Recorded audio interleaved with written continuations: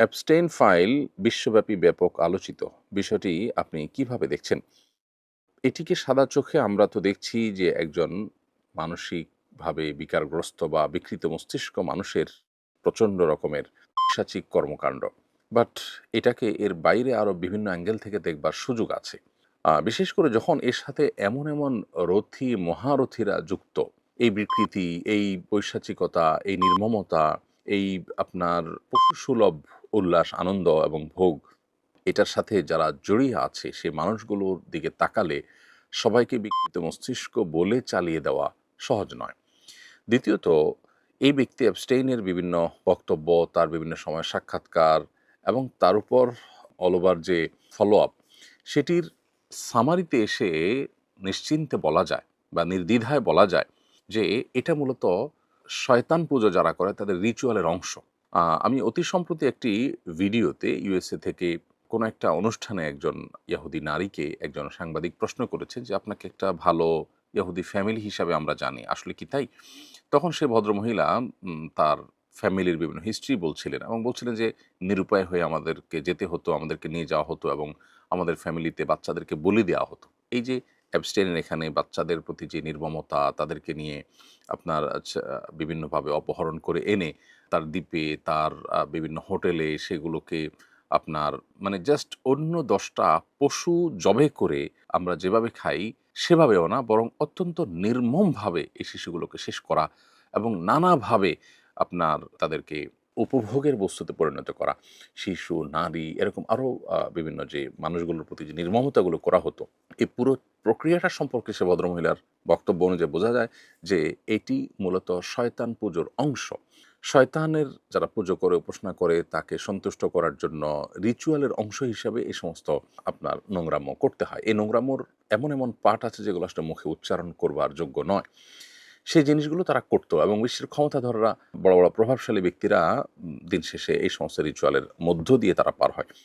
এখানে এই যে ইহুদি ফ্যামিলির যে মহিলার সাক্ষাৎকার এবং আপনার অ্যাবস্টেইনের যে বিভিন্ন সময় সাক্ষাৎকার বা তার যে লাইফস্টাইল বা তার যে পুরো কার্যক্রম, এটা ফলো আপ করলে বোঝা যায় যে শিশুদেরকে বলি দেওয়া কত নির্মমভাবে কে বলি দিতে পারছে এবং নারীদের প্রতি কত নির্মম কে হতে পারছে অপহরণ করে এবং আপনার পৈশাচিকতা কতটা করতে পারছে এর উপরে শয়তানের সন্তুষ্টি অনেকটা নির্ভর করে। আল্লাহ যে মানুষকে সতর্ক করেছে শয়তানের ব্যাপারে এবং বারবার করে শয়তান থেকে আমাদেরকে সাবধান থাকতে বলেছে এবং শয়তানকে সন্তুষ্ট করে শয়তানকে শয়তান আল্লাহ সৃষ্টি, তাকে তার বিশেষ কিছু পাওয়ার আল্লাহর তরফ থেকে দেওয়া আছে, এটা পার্ট অফ এক্সাম, পরীক্ষার অংশ।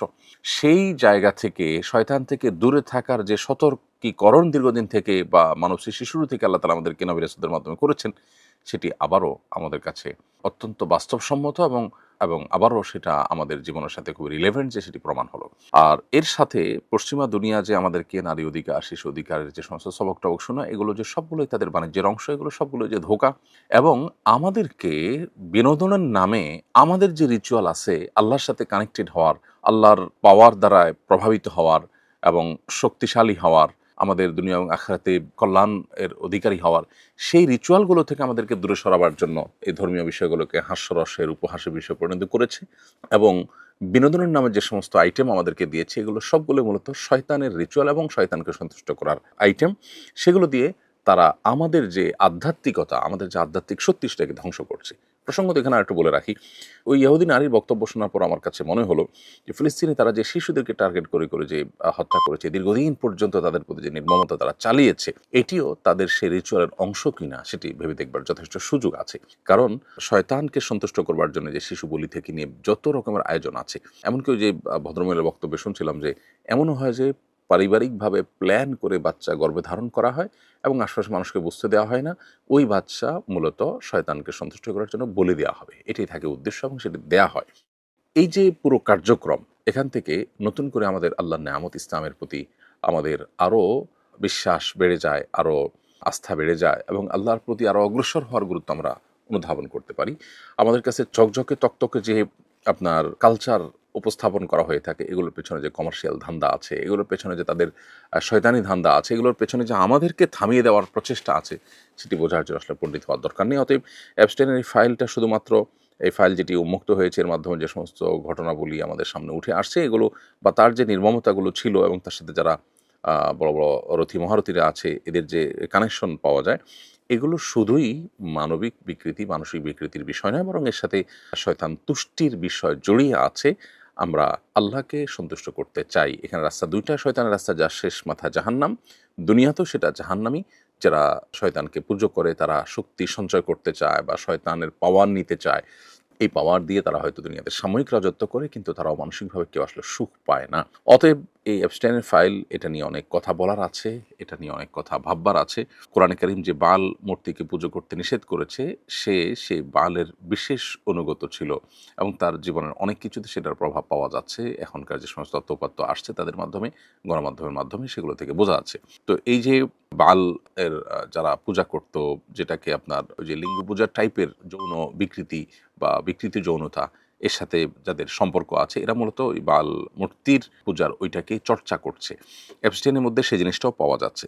এখানে প্রসঙ্গত আরেকটু বলে রাখি যে ট্রান্সজেন্ডার সহ যে সমস্ত আপনার বিকৃতির কালচার আমাদের সমাজে আমরা দেখতে পাই, এখন গোটা পৃথিবীতে অ্যাগ্রেসিভলি যেটা পুশ করার চেষ্টা করা হচ্ছে, এর সাথে আসলে শয়তানকে তুষ্ট করার বা শয়তানের উপাসনা করার বা রিচুয়ালের একটা সম্পর্ক বা যোগসূত্র কিন্তু আছে। অতএব পুরো বিষয়টা আসলে অনেক বড় খেলার ব্যাপার। আগামীর পৃথিবী এটি যতটা না অস্ত্রের যুদ্ধের পৃথিবী, তার চাইতে বেশি হবে আপনার স্পিরিচুয়াল যুদ্ধের পৃথিবী।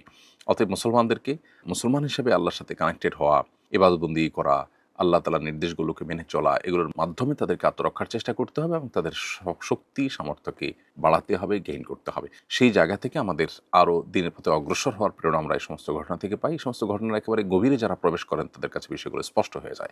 আল্লাহ তাআলা আমাদেরকে শিক্ষা গ্রহণ করার তৌফিক দান করুন এবং এই সমস্ত নির্মমতা বন্ধ হোক।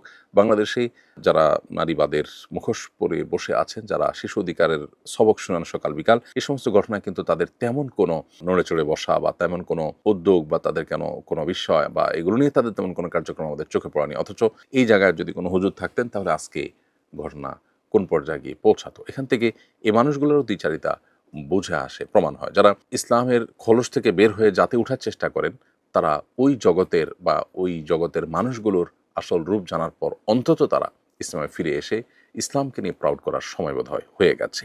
আল্লাহ আমাদেরকে বোঝার তৌফিক দান করুন।